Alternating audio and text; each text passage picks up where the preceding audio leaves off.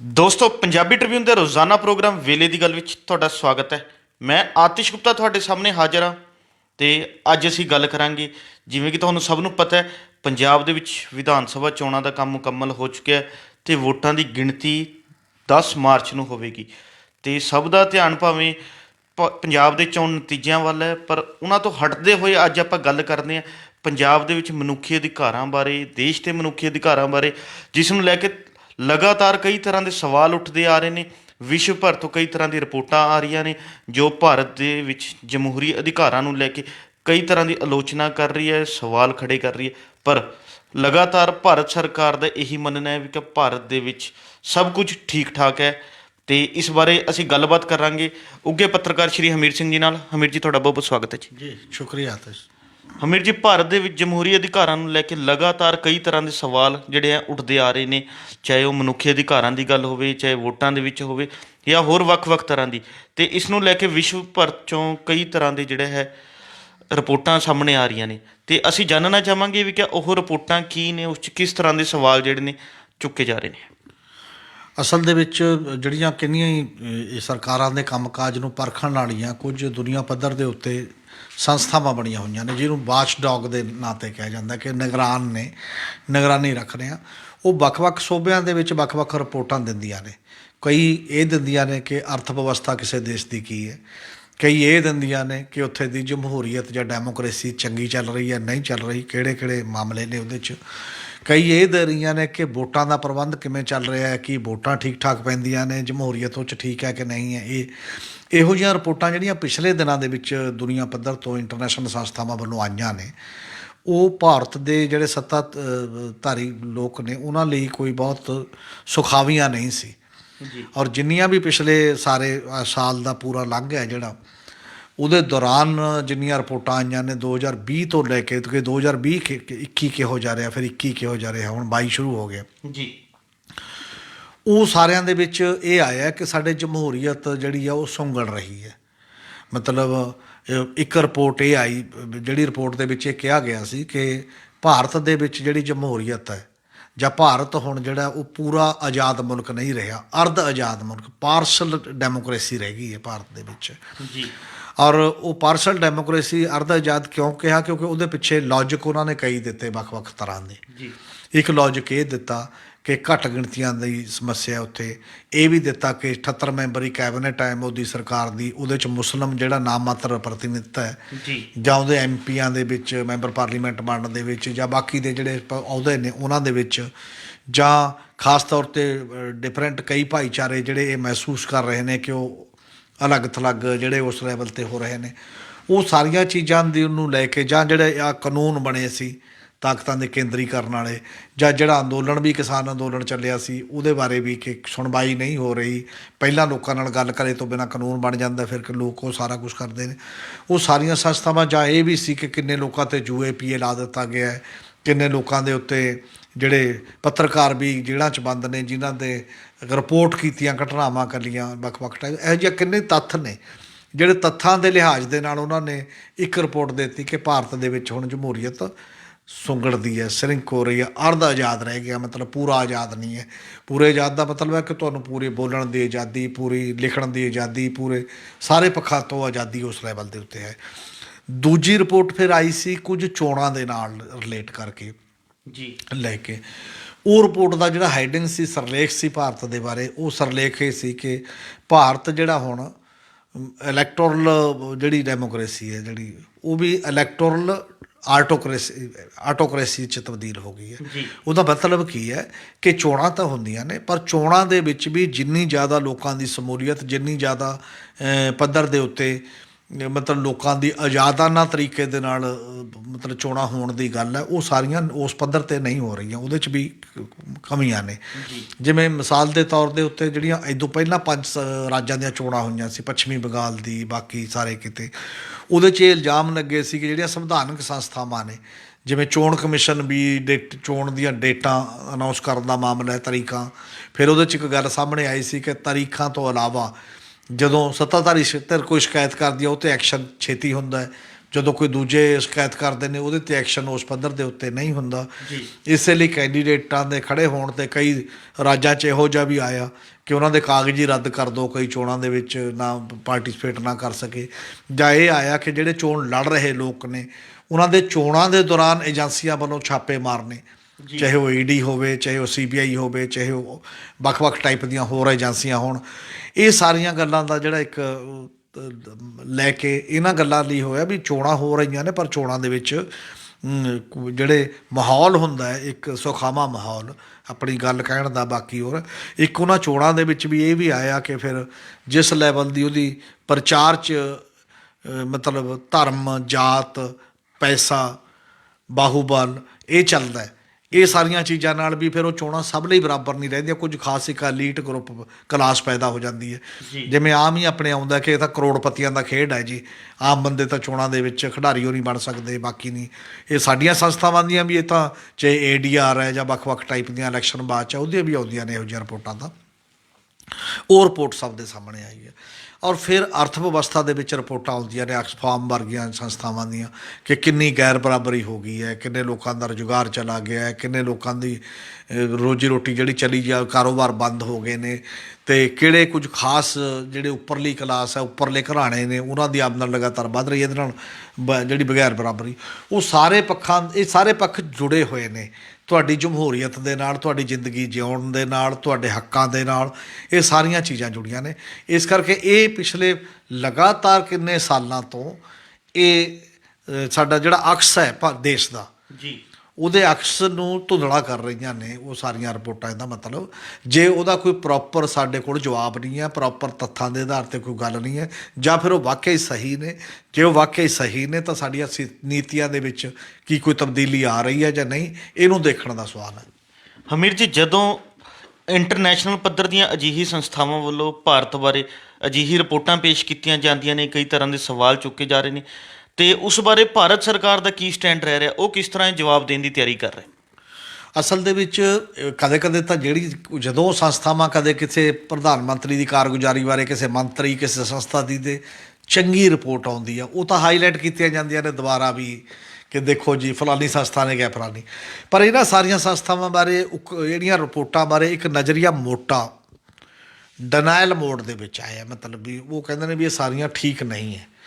ਅਤੇ ਹੁਣ ਅੱਜ ਹੀ ਇੱਕ ਇੰਡੀਅਨ ਐਕਸਪ੍ਰੈਸ ਨੇ, ਬਲਕਿ RTI ਦੀ ਇੱਕ ਰਾਈਟ ਟੂ ਇਨਫੋਰਮੇਸ਼ਨ ਐਕਟ ਦੇ ਤਹਿਤ ਮਿਲੀ ਇੱਕ ਇਨਫੋਰਮੇਸ਼ਨ ਛਾਪੀ ਹੈ। ਵਿਦੇਸ਼ ਮੰਤਰਾਲੇ ਦਾ ਇੱਕ ਖੋਜ ਅਤੇ ਯੋਜਨਾ ਵਾਲਾ ਇੱਕ ਡਿਵੀਜ਼ਨ ਹੁੰਦੀ ਹੈ ਜਿਹਨੇ ਇਹਦਾ ਜਵਾਬ ਤਿਆਰ ਕੀਤਾ ਔਰ ਇਹ ਸਾਰੀਆਂ ਮਾਮਲਿਆਂ ਦੇ ਵਿੱਚ ਉਹਦਾ ਇਹ ਕਹਿਣਾ ਹੈ ਕਿ ਇਹ ਜਾਣ ਬੁੱਝ ਕੇ ਜਿਹੜੀ ਪੱਛਮੀ ਤਰਜ਼ ਦੀਆਂ ਸੰਸਥਾਵਾਂ ਨੇ, ਪੱਛਮੀ ਸੋਚ ਨਾਲ ਲੈਸ ਜਿਹੜੀਆਂ ਸੰਸਥਾਵਾਂ ਨੇ, ਉਹ ਦੇਸ਼ ਦੀ ਛਵੀ ਖਰਾਬ ਕਰਨਾ ਚਾਹੁੰਦੀਆਂ ਨੇ। ਅਸਲ 'ਚ ਹਕੀਕਤ ਇਹ ਹੈ ਕਿ ਭਾਰਤ 'ਚ ਡੈਮੋਕ੍ਰੇਸੀ ਵੱਧ ਫੁੱਲ ਰਹੀ ਹੈ, ਭਾਰਤ ਦੇ ਵਿੱਚ ਲੋਕ ਖੁਸ਼ਹਾਲ ਨੇ, ਲੋਕ ਜ਼ਿਆਦਾ ਖੁਸ਼ੀ ਨੇ ਪਹਿਲਾਂ ਦੇ ਮੁਕਾਬਲੇ। ਉਹ ਕੀ ਕਹਿੰਦੇ ਨੇ ਨਾਲ, ਪਹਿਲਾ ਜਵਾਬ ਉਹ ਇਹ ਦਿੰਦੇ ਨੇ ਕਿ ਹੁਣ ਬਹੁਤੇ ਲੋਕ ਇਨਕਲੂਸਿਵ ਪੱਧਰ 'ਤੇ ਬਹੁਤੇ ਲੋਕ ਸੱਤਾ 'ਚ ਹਿੱਸੇਦਾਰ ਹੋ ਗਏ ਪਹਿਲਾਂ ਨਾਲੋਂ।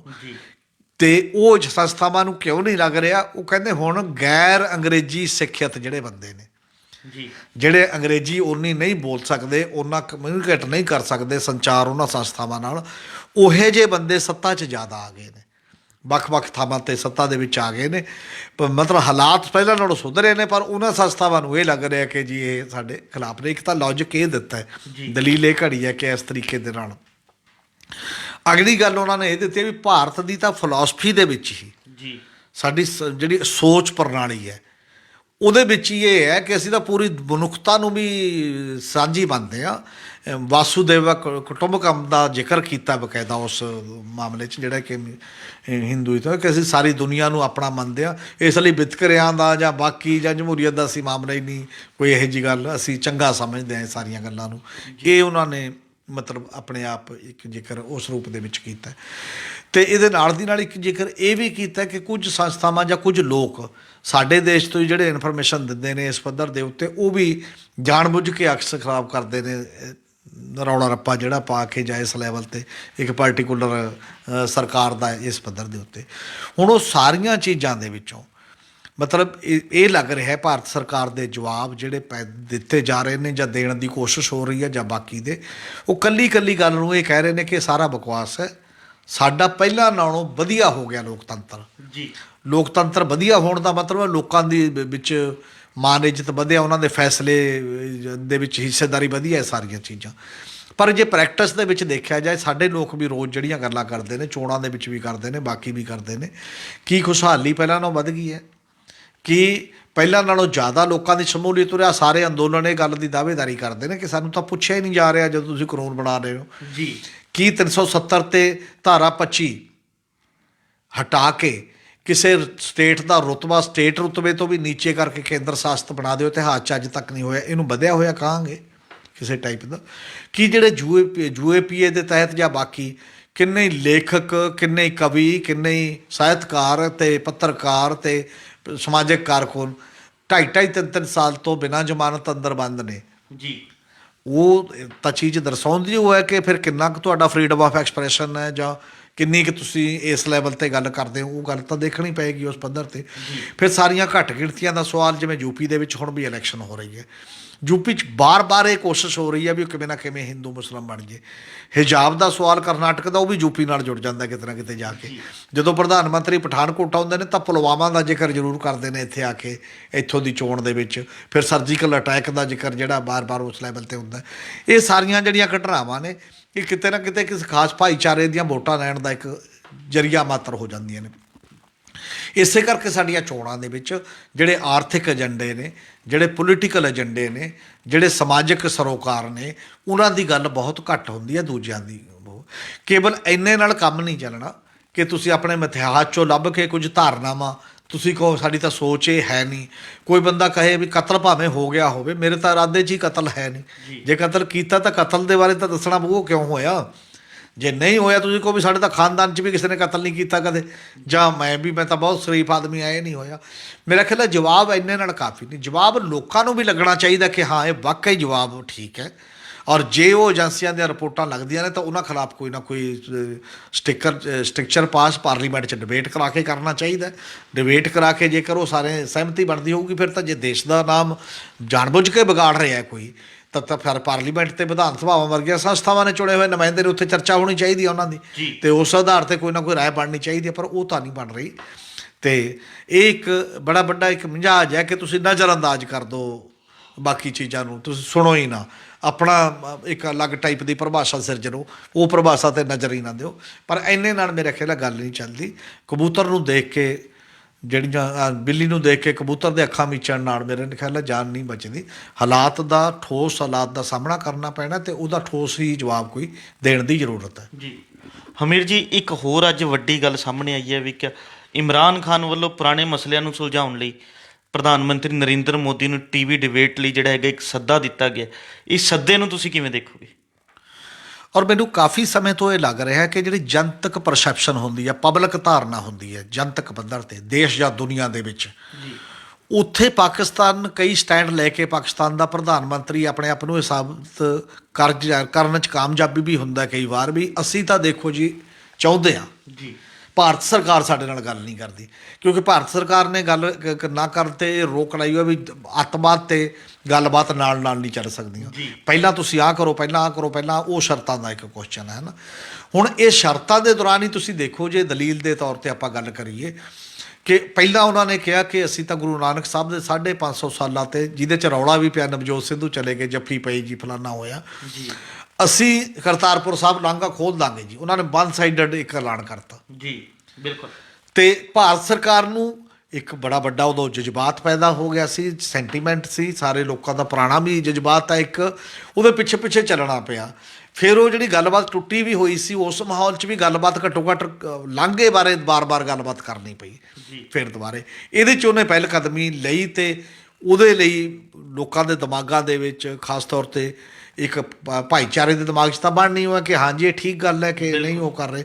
ਜਿੰਨਾ ਮਰਜ਼ੀ ਭਾਰਤ ਪਾਕਿਸਤਾਨ ਦੇ ਵਿਰੋਧ ਦੀਆਂ ਗੱਲਾਂ ਵੀ ਲੋਕਾਂ ਨੇ ਕੀਤੀਆਂ, ਫਲਾਨਾ ਮਿਲ ਗਿਆ, ਫਲਾਨਾ ਨਹੀਂ, ਉਸ ਇੱਕ ਸਮੇਂ 'ਚ ਸਗੋਂ ਨਵਜੋਤ ਸਿੱਧੂ ਹੀਰੋ ਬਣਾਤਾ ਸੀ ਕਿ ਜੀ ਇਹ ਕਰਤਾਰਪੁਰ ਦਾ ਲਾਂਘਾ ਖਿਲਾਉਣ ਵਾਲਾ, ਦੂਜੇ ਰੋਕਣ ਵਾਲੇ ਨੇ ਜਿਵੇਂ ਹੁੰਦੇ ਜੀ। ਇਹ ਲੋਕਾਂ ਦਾ ਸੈਂਟੀਮੈਂਟ ਦਾ ਇੱਕ ਕੁਐਸਚਨ ਸੀਗਾ ਉਹ।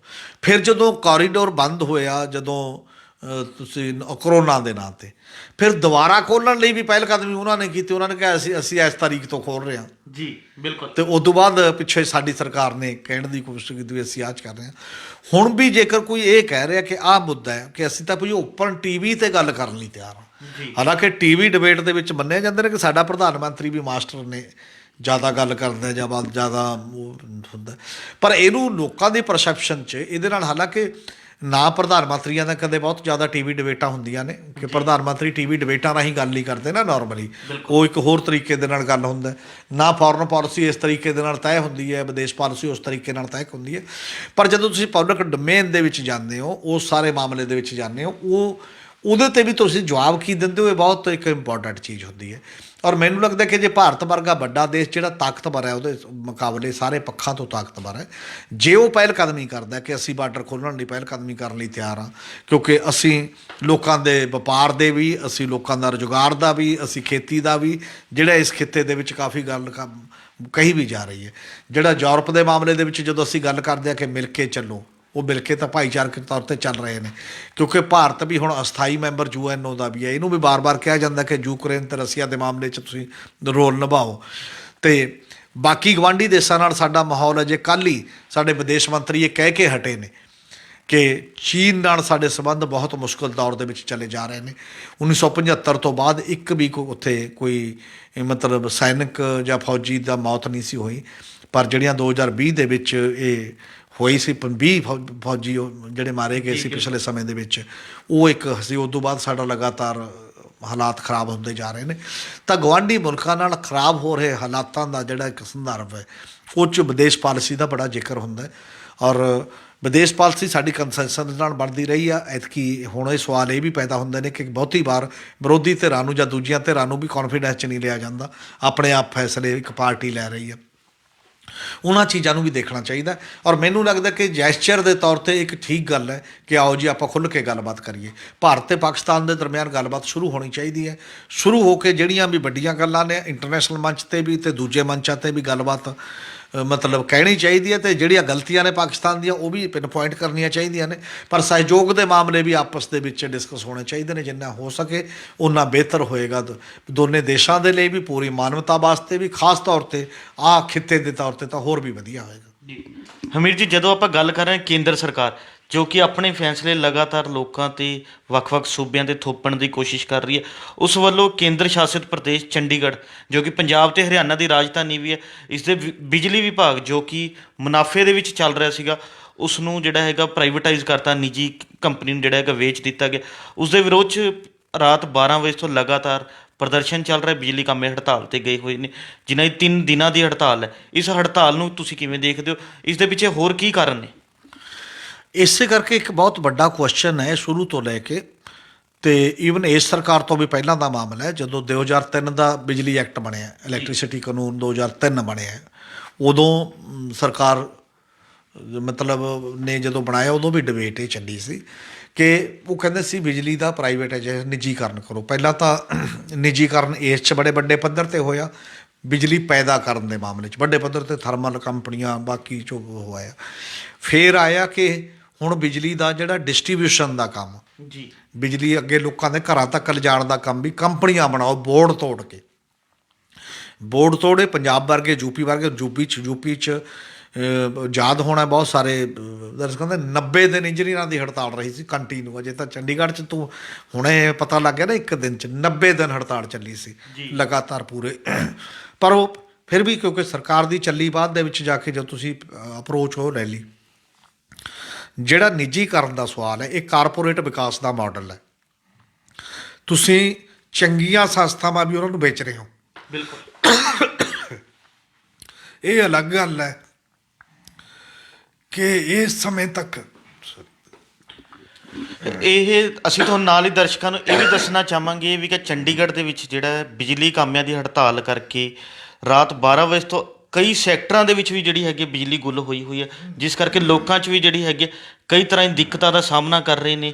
ਮੋਬਾਈਲ ਚਾਰਜ ਨਹੀਂ ਹੋ ਪਾ ਰਹੇ, ਬੱਚਿਆਂ ਦੇ ਪੇਪਰ ਵੀ ਨੇ। ਉਸ ਨੂੰ ਕਿਵੇਂ ਦੇਖੋਗੇ? ਉਹਦੇ 'ਚ ਇਹੀ ਹੈ ਕਿ ਇਹ ਠੀਕ ਗੱਲ ਹੈ ਕਿ ਕਈ ਘਾਟੇ ਚੀਜ਼ਾਂ ਜਾਂਦੀਆਂ। ਹੁਣ ਤੁਹਾਡੇ ਕੋਲ ਕੋਈ ਤਬਦੀਲੀ ਹੋ ਸਕਦੀ ਹੈ ਕਿ ਤੁਸੀਂ ਕਹਿ ਸਕਦੇ ਹੋ ਕਿ ਆਪਾਂ ਨੂੰ ਵੇਚਣੀ ਜ਼ਰੂਰੀ ਹੈ। ਜੀ ਜਿਹੜੀ ਚੀਜ਼ ਪ੍ਰੋਫਿਟ ਦੇ ਵਿੱਚ ਹੈ, ਮੁਨਾਫੇ ਦੇ ਵਿੱਚ ਹੈ, ਤੇ ਉਹਨਾਂ ਚੀਜ਼ਾਂ ਨੂੰ ਵੇਚਣ ਦੇ ਪਿੱਛੇ ਮਕਸਦ ਕੀ ਹੈ, ਕੋਈ ਦਲੀਲ ਤਾਂ ਆਵੇ ਨਾ ਕਿਸੇ ਨਾ ਕਿਸੇ ਰੂਪ ਦੇ ਸਾਹਮਣੇ। ਔਰ ਤੁਸੀਂ ਕਾਰਪੋਰੇਟ ਨੂੰ ਉਹ ਚੀਜ਼ਾਂ ਦੇ ਰਹੇ ਹੋ ਜਿਹੜੀਆਂ ਪਹਿਲਾਂ ਹੀ ਠੀਕ ਠਾਕ ਚੱਲ ਕੇ ਜਾ ਰਹੀਆਂ ਨੇ ਤੇ ਉਹਦੇ ਹਵਾਲੇ ਕਰ ਰਹੇ ਹੋ ਜੀ। ਉਹਦੇ ਨਾਲ ਨੁਕਸਾਨ ਕੀ ਹੁੰਦਾ?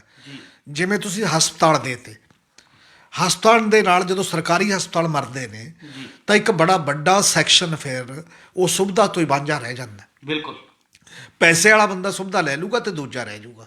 ਇਸੇ ਤਰ੍ਹਾਂ ਸਕੂਲਾਂ ਦਾ ਹੈ, ਸਕੂਲ ਤੁਸੀਂ ਜਦੋਂ ਪ੍ਰਾਈਵੇਟਾਈਜ਼ ਕਰਤੇ ਤਾਂ ਬਹੁਤ ਬੜਾ ਸੈਕਸ਼ਨ ਕੁਆਲਿਟੀ ਐਜੂਕੇਸ਼ਨ ਤੋਂ ਵਾਂਝਾ ਰਹਿ ਗਿਆ, ਤੁਸੀਂ ਉਹ 'ਤੇ ਧਿਆਨ ਹੀ ਨਹੀਂ ਦੇ ਰਹੇ।